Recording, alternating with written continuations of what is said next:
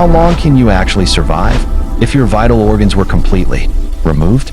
With absolutely no medical help or life support, you will definitely die.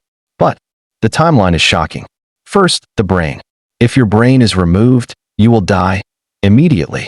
Your brainstem stops, and your breathing and heart rate end in seconds. Next, the heart. Without a heart, blood stops pumping. Oxygen cannot reach your brain, giving you only 3 to 5 minutes.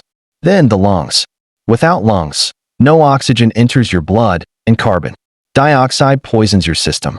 You will lose consciousness and die in 5 to 10 minutes. Now it gets worse. The liver.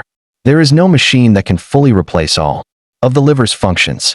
Without your liver, toxins build up in your blood, causing a fatal coma in 24 to 48 hours. What about the adrenal glands? Without their vital hormones, your blood pressure drops catastrophically, leading to severe shock and death in 3 to 7 days. Then, the pancreas.